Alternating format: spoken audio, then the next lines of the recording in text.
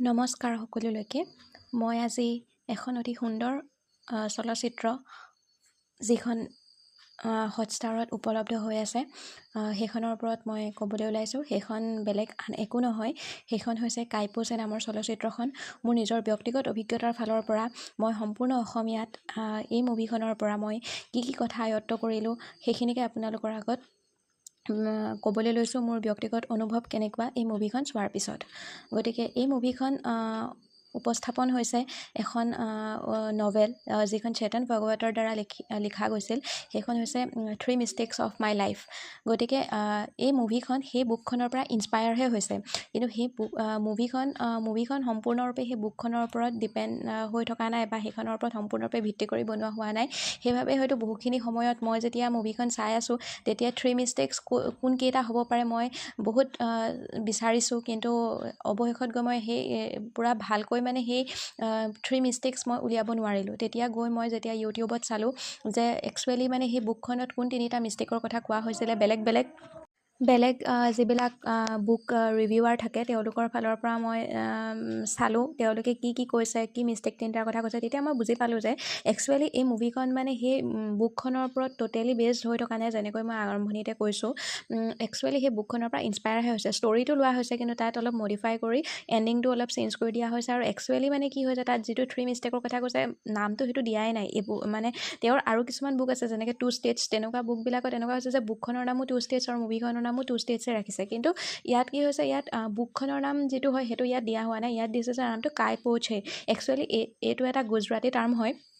যেতিয়া তাৰ মিনিংটো মই চালোঁ তেতিয়া গম পালোঁ যে ইয়াৰ অৰ্থটো হৈছে যে মই যিখন মানে চিলা আছিলে সেই চিলাখন কাটি দিলোঁ।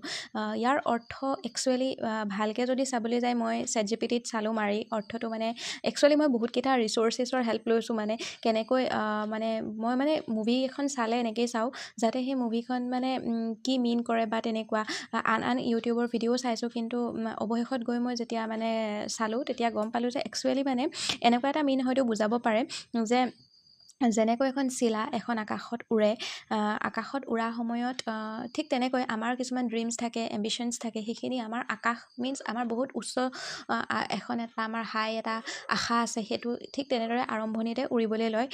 কিন্তু সময় যেতিয়া অতিবাহিত হয় আমি বহুত চেলেঞ্জেছৰ সন্মুখীন হয়। যেনেকৈ চিলাখন যেতিয়া আকাশত উৰি থাকে তেতিয়া তাত কি হয়, বেলেগ চিলাবিলাক আহে কাটিবলৈ বিচাৰে সেইখন চিলাক, কিন্তু অৱশেষত গৈ কি হয় সেই চিলাখন কাটিব পাৰে, আন এখন চিলা কাটি নিজে এখন উভৰি আহিব পাৰে। ঠিক তেনেকৈ মানে কি কৈছোঁ যে আমাৰো কিছুমান ড্ৰিম থাকে, বহুত চেলেঞ্জেছ থাকে, কিন্তু সেই ড্ৰিমখিনিৰ পিছতো আমি বহুত চেলেঞ্জেছ মানে ইয়াত এনেকৈ কিছুমান ইণ্ডিকেট কৰিছে।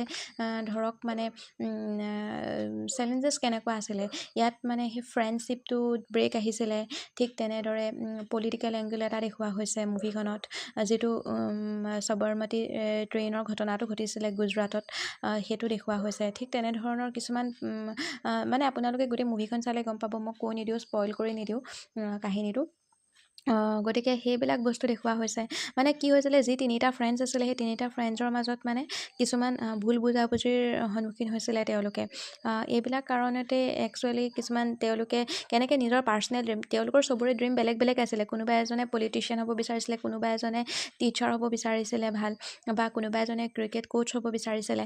কিন্তু তেওঁলোকৰ ড্ৰিমকেইটা একেলগ কৰি তেওঁলোকে একেলগে গ্ৰ' কৰি আছিলে। কিন্তু যেতিয়া সেই চেলেঞ্জেছবিলাক আহিলে তেতিয়া তেওঁলোকৰ সেই ড্ৰিমবিলাক ভাগ হৈ যোৱাৰ দৰে হ'ল, তেওঁলোকৰ মাজত ফাট মেলিলে। গতিকে সেই বস্তুটোকে একচুৱেলি মানে চিলাখন যেনেকৈ যেতিয়া বেলেগ চিলাৰ পৰা আগুৰি ধৰে কেনেকুৱা এটা পৰিস্থিতিৰ সন্মুখীন হয়, কিন্তু তাৰ পিছতো যেতিয়া সেই ড্ৰিমটো উভৰি আহে হয়তো সেইখিনি সময়ত বহুত চেলেঞ্জেছ সন্মুখীন হৈ মেলিও আমি কেনেকৈ উপনীত হ'বগৈ পাৰোঁ সেইটো ইয়াত দেখুওৱা হৈছে বুলি মই ভাবিছোঁ মুভিখনৰ জৰিয়তে। গতিকে এইখন অতি সুন্দৰ মুভি।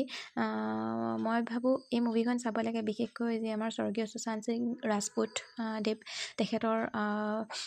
তেখেতৰ কলাখিনি চাবৰ বাবেই, বা তেওঁৰ কিমানখিনি টেলেণ্ট আছিলে যিখিনি আমি বুজি নাপালোঁ, হয়তো আমি বুজি পালেও সেইখিনি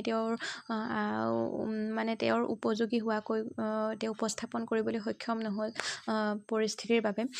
গতিকে তেওঁক হয়তো আমি এতিয়া সেই এনেধৰণৰ তেওঁ যিখিনি এক্টিং কৰিছে কৰিছে সেইখিনি মুভি আমি চাই তেওঁক জীয়াই ৰাখিব পাৰোঁ আমাৰ মাজত, তেওঁৰ কলাখিনিক আমি এপ্ৰিচিয়েট কৰিব পাৰোঁ।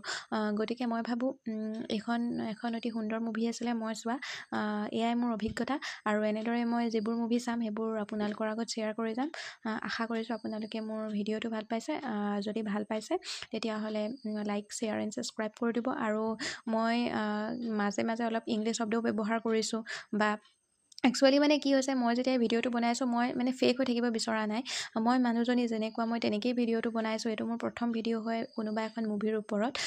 গতিকে যদি কিবা ছাজেশ্যনছ আছে আপোনালোকে জনাব। মই একচুৱেলি হৈ দেখুৱাব বিচাৰিছোঁ মই যেনেকৈ কমিউনিকেট কৰোঁ, বা মোৰ যেনেধৰণে কোৱাৰ ৱে হয় সেইটো মই ইউটিউবত ভিডিঅ' দিবৰ বাবেই মই চেঞ্জ কৰিব বিচৰা নাই একচুৱেলি। যদি ভালৰ বাবে চেঞ্জ কৰিবলগীয়া হয় তেতিয়াহ'লে মই নিশ্চয় কৰিম। আপোনালোকে মোক জনাব মই কি কৰিলে ভাল হয়। বাকী এতিয়ালৈ ইমানেই। Thank U.